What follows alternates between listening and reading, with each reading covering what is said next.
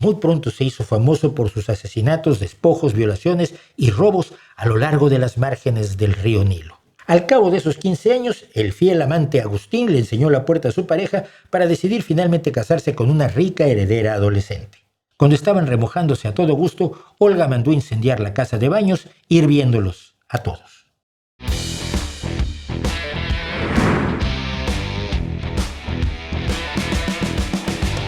Hola, soy Mauricio José Schwartz y esto es El Rey va desnudo a fondo.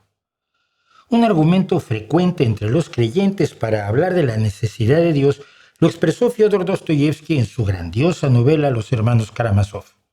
Si Dios está muerto, todo está permitido. Es decir, solo la existencia de Dios, del Dios cristiano en el que creía Dostoyevsky, se entiende, y su sistema de premios y castigos de infierno, purgatorio y paraíso mantenían el bien entre los seres humanos, y la ausencia de Dios promovería la injusticia, el asesinato, la tortura, la violencia desatada y la bajeza humana. El argumento ha sido retomado por prácticamente todos los apologistas cristianos para quienes su Dios es la fuente de toda ética y moral. Ninguno de ellos parece haberse dado cuenta de que la injusticia, el asesinato, la tortura, la violencia desatada y la bajeza humana están presentes entre nosotros como si su Dios no existiera.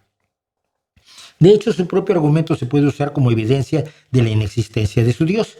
La creencia en dioses no solo no ha impedido toda barbarie, sino que a menudo la ha promovido, aplaudido, provocado, ejercido y aplicado alegremente, sin que, por decir algo, su Dios le lanzara un rayo a la cabeza a Gengis Khan, a Leopoldo II de Bélgica, a Joseph Stalin, a Adolf Hitler, Gengis Khan, Francisco Franco, Maximilien de Robespierre, Augusto Pinochet, el Chapo Guzmán o el Papa Inocencio III, por mencionar algunos ejemplos que habrían merecido un rayo en la cabeza. Por el contrario, algún sujeto brutal, como precisamente ese Inocencio III, ha sido elevado a la categoría de santo.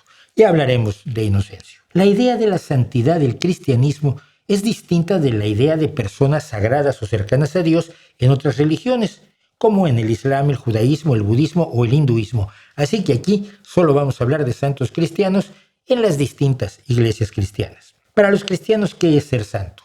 Vivir apegado a los presuntos designios de Dios, apartarse del pecado y consagrar la vida a hacer la voluntad de Dios, o lo que alguien dijo que era la voluntad de Dios porque Dios no lo pudo avisar personalmente.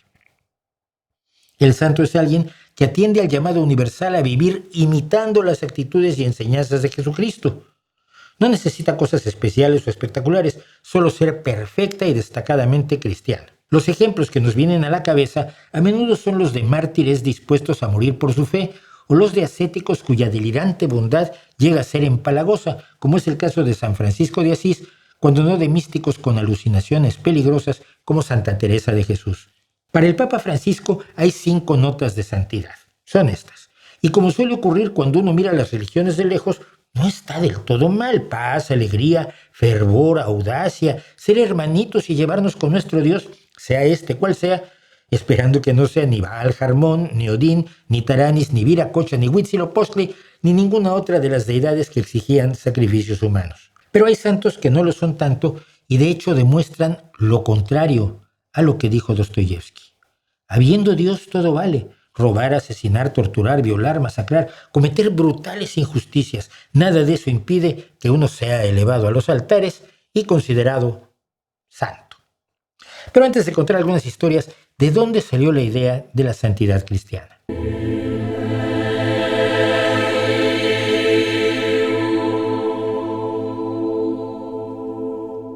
La santidad, como casi todo en el cristianismo, comienza con las consignas de Saulo de Tarso, que luego sería San Pablo, el verdadero fundador de la iglesia cristiana a la que originalmente persiguió para luego convertirse a ella y volverse su más fiel propagandista. San Pablo, en su epístola a los Efesios, afirma que los cristianos fueron elegidos para ser santos e irreprochables ante Cristo. Para él, la santidad era purificarse de toda contaminación del cuerpo y del espíritu, lo que incluía la sexualidad a la que San Pablo, por lo visto, le tenía horror. Dice así: la voluntad de Dios es que sean santos, que se abstengan del pecado carnal. O sea, San Pablo sabía cuál era la voluntad de Dios y se lo informaba al resto del mundo. Porque, sigue diciendo, Dios, en efecto, no nos llamó a la impureza, sino a la santidad. Para la iglesia temprana, Los santos eran sobre todo los mártires que morían por su fe bajo la persecución romana. Les parecía muy bien dejarse matar por ser cristianos. Si había que imitar a Cristo, no bastaba hacerlo en sus actitudes, en sus enseñanzas, en su ejemplo, sino imitarlo en su martirio y muerte, por horrenda que hubiera sido. Y lo fue. Seguramente a Dios le gustaría muchísimo que uno se matara como Cristo. Si estos cristianos martirizados estaban más cerca de Dios, según lo había dicho el propio San Pablo, entonces quizás se les podían pedir cosas como intercesores ante Dios, porque la idea era que seguramente Dios estaba muy ocupado haciendo cosas de dioses como para atender a cualquier don nadie o doña nadie que desde su pequeña choza le pidiera la buena salud para sus ovejas, que un rayo le cayera en la cabeza a la tía Salomé para heredar sus viñedos, o que Drusila finalmente accediera a visitar la cama de Eleazar, pese a que éste por entonces era marido de Berenice. Pero los santos eran otra cosa. Como cristianos perfectos, Dios les prestaba más atención que al humano variedad de jardín, y pese a lo atareado que estaba haciendo cosas de Dios, los atendía. Esos santos estaban a la vez más cerca de nosotros porque evidentemente no eran Dios. El santo es como un camarero o mesero. Ya que no podemos ir a la cocina a hablar con el chef, hablamos con el camarero para que éste le diga al chef que el chuletón lo queremos poco hecho o que la pasta carbonara sabe a comida de gato. Parece que a nadie en el momento se le ocurrió que era un poco extraño que un Dios que lo puede todo, que es todopoderoso y omnisciente porque lo sabe todo y omnibenevolente porque es todo bueno, no tuviera tiempo para atender a sus criaturas. Así que empezaron a venerar a los santos y acudir a ellos como intermediarios ante la deidad. Si les rezabas a los santos, ellos, en agradecimiento por tu humillación y servilismo, le rezarían a Dios por ti. Una correa de transmisión sagrada. Cuando Roma se cristianizó, el suministro de mártires y santos cayó como el del petróleo cuando Irán cierra el estrecho de Hormuz.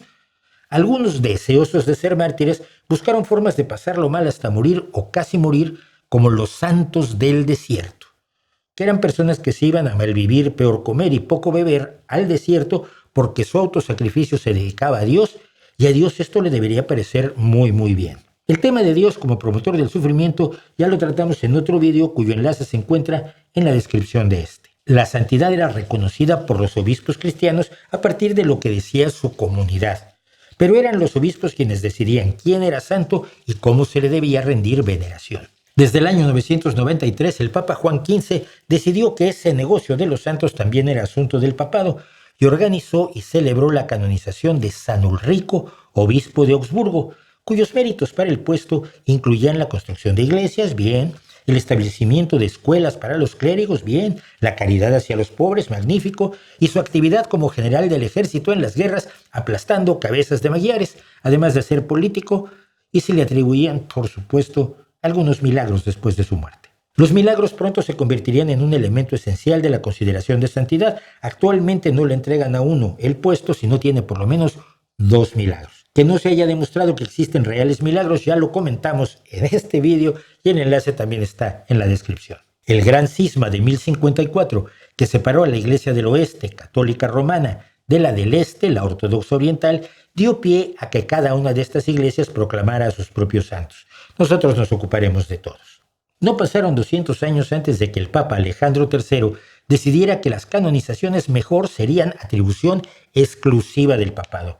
Es decir, solo el Papa podía decidir quién podía ser venerado como santo, lo cual no cayó bien entre los obispos. Pero desde entonces el Papa fue el único encargado de las canonizaciones, que quiere decir incluir a los santos en el canon o lista de la compra de la santidad. Ahora vamos a ver si algunos que han sido venerados como santos recibirían la aprobación canónica de usted.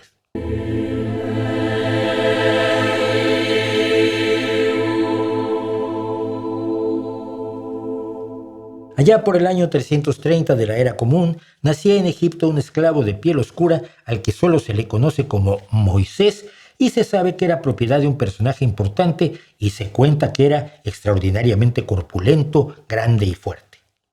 Vamos a ver, el tiempo que nos separa de muchos acontecimientos de los que vamos a hablar hace pensar que es muy probable que hayan sido alterados voluntaria o involuntariamente, pero hoy vamos a hablar solamente de los relatos con que las iglesias celebran y promueven a sus santos sin discutir su verosimilitud, su lógica, su razonabilidad o su probabilidad histórica. Moisés, decíamos, era un esclavo negro y fuerte que en un momento dado, nunca explican cómo, cometió un asesinato. ¿Qué tan terrible fue ese asesinato? No nos lo cuentan. pero fue tanto que su dueño decidió deshacerse del esclavo, abandonándolo en el desierto. Don Moisés asumió la libertad como permiso para comportarse como una bestia. Se unió a una banda de ladrones, algunos dicen que hasta de 75 componentes, que para hacerse con los bienes de sus víctimas previamente las asesinaban y algunas pues las violaban. Moisés era tan efectivo y tan fuerte que pronto se convirtió en el jefe de la banda. Muy pronto se hizo famoso por sus asesinatos, despojos, violaciones y robos a lo largo de las márgenes del río Nilo. Una bonita anécdota cuenta que un pastorzuelo tuvo la osadía de ofender a Moisés, que tiempo después lo reconoció con su rebaño al otro lado del río Nilo. Moisés se lanzó a las aguas, nadó hasta la otra orilla buscando vengarse del pastor, pero este aterrorizado logró enterrarse en la arena para ocultarse de Moisés, que, furioso por no poderse vengar, mató y se comió a sus 2 mejores ovejas, lo que viene a ser un santo que no mató al pastor. La iglesia cuenta, sin embargo, que un día Moisés empezó a oír voces y en vez de que se le diagnosticara una esquizofrenia, se le dijo que Dios le encomendaba que se hiciera monje. Moisés se encontró en un monasterio, cambió de vida, se arrepintió y durante su confesión se vio, nos cuentan, una tablilla con todos sus pecados, los pecados que un ángel iba borrando mientras él confesaba. Moisés se volvió un personaje humilde, Moisés se convirtió en un personaje humilde, se volvió célibe después de haber violado, comprado, conquistado a cientos de mujeres y, nos dicen, empezó a hacer milagros hasta que murió en un ataque al monasterio. Las iglesias ortodoxas siríaca y griega lo consideran santo. Sus restos se veneran en el monasterio copto ortodoxo de Paromeos, situado en Wadi el Natrún, en Egipto. Las personas a las que violó, mató, robó y torturó no son santos, claro.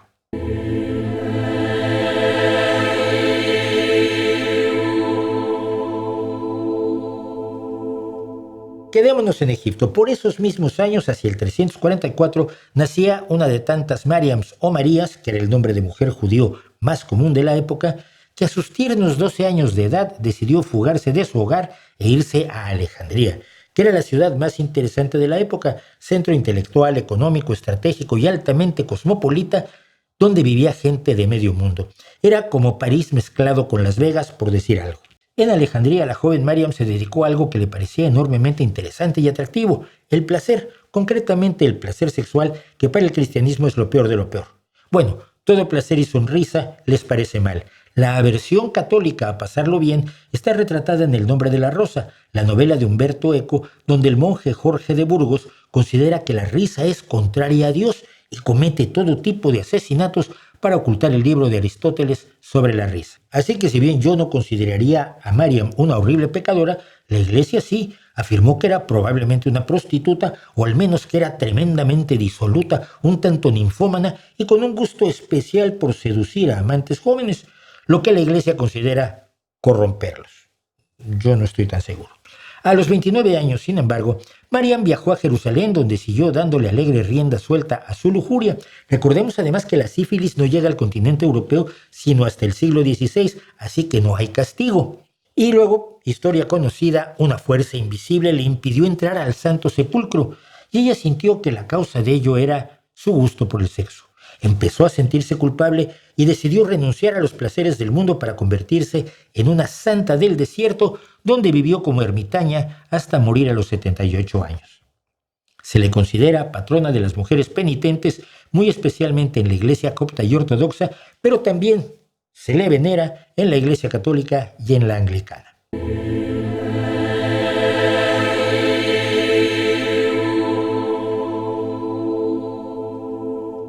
San Agustín es uno de los teólogos más importantes del cristianismo y también vivió por esos años, del 354 al 430, en lo que hoy es Argelia, cuando no era Argelia, sino la Numidia Cirtensis del Imperio Romano. Agustín nació como cristiano, probablemente de la sociedad bereber, de una clase relativamente alta, y aprendió a robar ya en la escuela, a los 12 años de edad, cuando le birló unos guisantes a un vecino.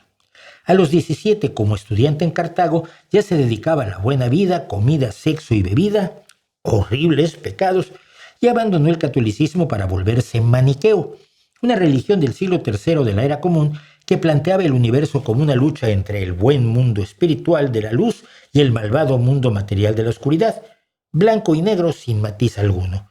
Y por cierto, podemos ver que el maniqueísmo sigue vivo como idea entre personas de toda religión y hasta sin ella. Para remate, en vez de casarse con alguien de su alta clase, a los 17 años Agustín empezó una relación pecaminosa con una amante con la que estuvo pecando sin cesar durante 15 años y con la que tuvo un hijo, Adeodato, que significa entregado por Dios. Al cabo de esos 15 años, el fiel amante Agustín le enseñó la puerta a su pareja para decidir finalmente casarse con una rica heredera adolescente. Pero al final a la rica heredera adolescente también la dejó vestida y alborotada, como se dice en México, y decidió convertirse de vuelta al cristianismo. Era alrededor del año 386. Que todo esto ocurriera poco después de que el emperador Teodosio I declarara la cristiandad como la única religión legítima del Imperio Romano en el año 380 y en el 382 condenara a muerte a todos los monjes maniqueos, es una mera coincidencia. Agustín procedió a convertirse en un teólogo de primer nivel, predicando miles y miles de sermones. Lo seguía un taquígrafo que anotaba sus sermones. Así de importante sabía que él iba a ser. Llegó a ser incluso obispo de Hipona y murió durante el sitio de los vándalos a esa ciudad en el año 430. Fue canonizado por aclamación popular y reconocido como doctor de la Iglesia en 1928. Su sufrida amante, de la que Agustín siempre ocultó el nombre, y su hijo Adeodato no son santos, digo por si había duda.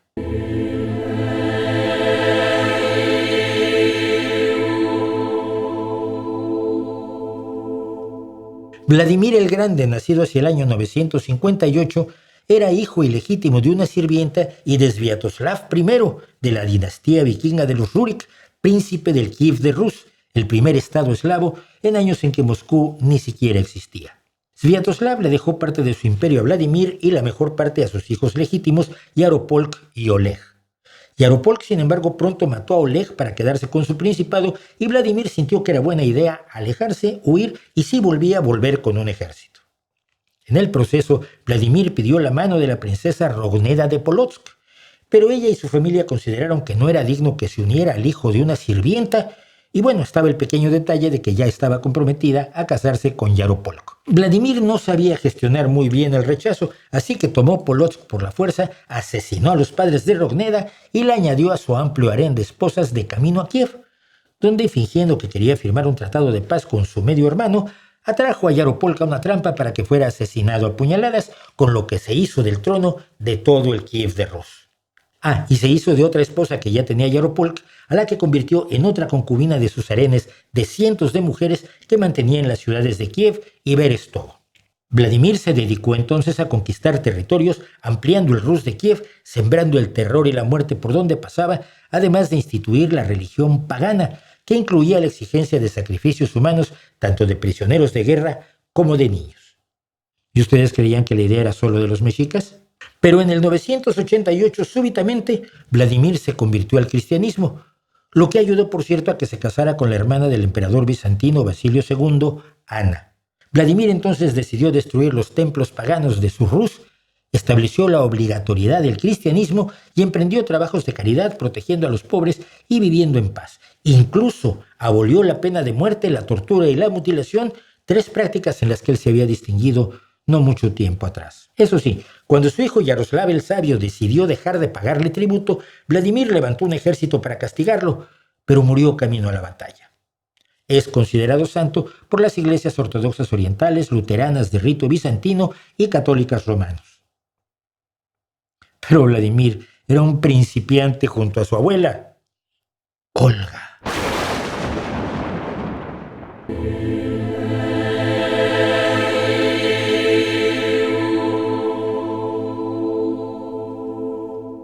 Olga de Kiev era esposa de Igor I de Kiev y fue la madre de Sviatoslav I.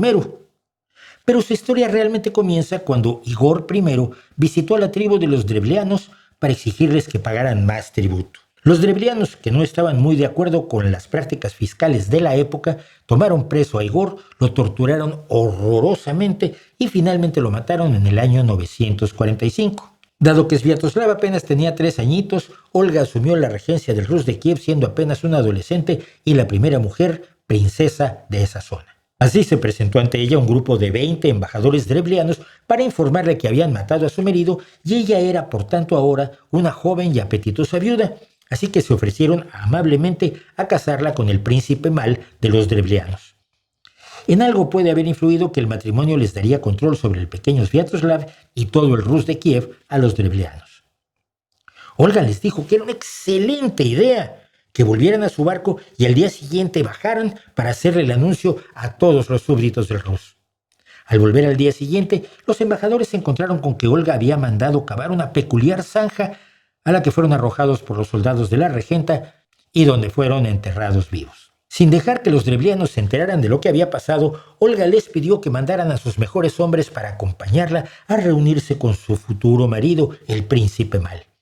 Sin saber de la suerte que habían corrido los anteriores embajadores, los drevlianos mandaron a un grupo de notables a quienes se les preparó un lujoso baño a cuenta de Olga. Cuando estaban remojándose a todo gusto, Olga mandó incendiar la casa de baños, hirviéndolos a todos.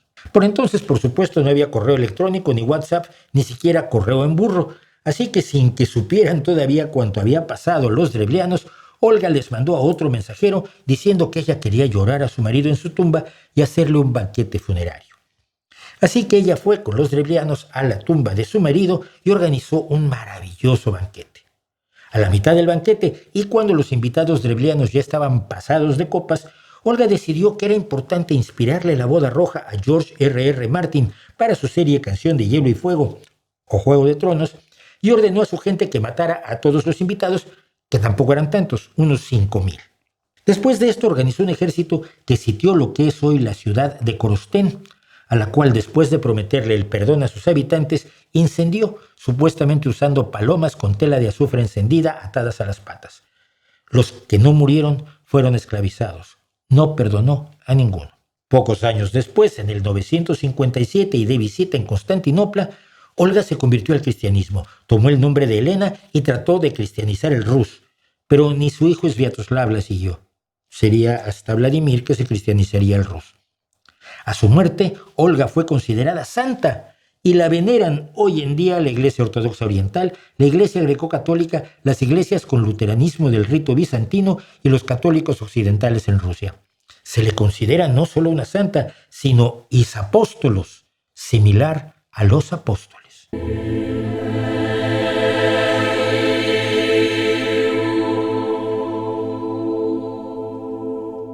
No da tiempo de cubrir tantas historias como hay, pero tenemos que mencionar a San León IX, papa del 1049 al 1054, que personalmente condujo al ejército papal a la batalla, y muy destacadamente a San Pío V, papa del 1566 al 1572, a quien al parecer se le olvidó un día el mandamiento de no matarás y decretó la pena de muerte para los delincuentes, además de ordenar la ejecución de quienes habían derribado la estatua de un papa anterior. También apoyó campañas militares contra el Imperio Otomano que culminaron en la batalla de Lepanto, que dio como resultado que uno de sus soldados escribiera el Quijote. Pero está, lo prometíamos al principio, San Inocencio III, papa del 1198 al 1216, que lanzó la cruzada albigense contra los cátaros y que a lo largo de 20 años dejó al menos 200,000 muertos entre los franceses, se calcula que casi todos cátaros. Esto hoy se considera todo un genocidio y así lo ha considerado incluso el hombre que inventó la palabra genocidio. La cruzada había sido ampliamente predicada por un tal Arnoldo Amalrico, monje famoso porque en el saqueo de Béziers, cuando sus tropas, porque también le daba por ser general, le preguntaron cómo separar a los herejes cátaros de los católicos, respondió: mátenlos a todos, el Señor sabe cuáles son los suyos. Otros papas dados a la guerra, que llegaban incluso a ponerse la armadura y a machacar cabezas personalmente, como Julio II, o los creadores de la Inquisición papal, Gregorio IX, y de la más brutal Inquisición, la española, Sixto IV, no llegaron a la santidad. Pero sí llegó Juana de Arco, pese a que murió ejecutada por el obispo católico Pierre Cochon por pecados horrendos, entre otros, usar ropa de hombre.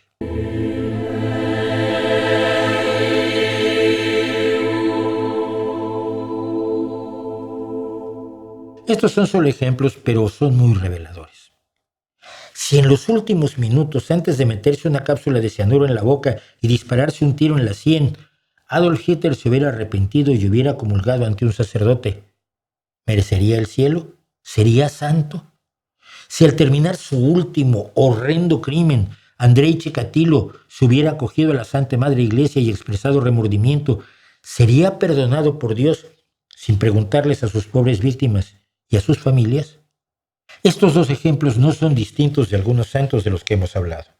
Las condiciones que la Iglesia ha establecido para sus santos y para su entrada a la gloria celestial, al paraíso, a la entrada con butaca de primera fila para disfrutar las emanaciones maravillosas de Dios, son tales que todo está permitido. Si uno se arrepiente, si uno confiesa, si uno deja de ser brutal, sin necesidad ni de pagar por sus crímenes, ni de reparar el daño causado a sus víctimas o a sus familias, sin absolutamente nada que temer. Sin escalas, al cielo. Las víctimas, por su parte, deben conformarse con la idea de que quizás, tal vez, solo por su horrible sufrimiento, pueden también ir al cielo. Pero si las víctimas inocentes de atrocidades graves contra otros seres humanos son pecadoras, por ejemplo, por disfrutar los placeres del sexo, y no se arrepienten ni mucho menos, esas víctimas van al infierno, mientras sus torturadores gozan de la gloria de Dios. Las contradicciones son gigantescas y se suelen abordar con una retórica bastante pobre por parte de los adeptos a la Iglesia. Pero sería bueno que todos, especialmente los cristianos de esas distintas iglesias, se plantearan el significado de estas contradicciones y lo real, lo aceptable, lo digno de amor, lo posible que puede ser un Dios capaz de tal incoherencia moral. Porque con Dios, con ese Dios, vale todo. Puedes cometer todo el daño que quieras en un momento dado, siempre y cuando te pongas después al servicio de Dios, lo cual a ese Dios parece que le importa bastante más que el sufrimiento de sus otras criaturas. Y adorar a un Dios que se aprecia tanto y aprecia tan poco a sus criaturas, tampoco parece mentalmente sano. ¿No cree usted?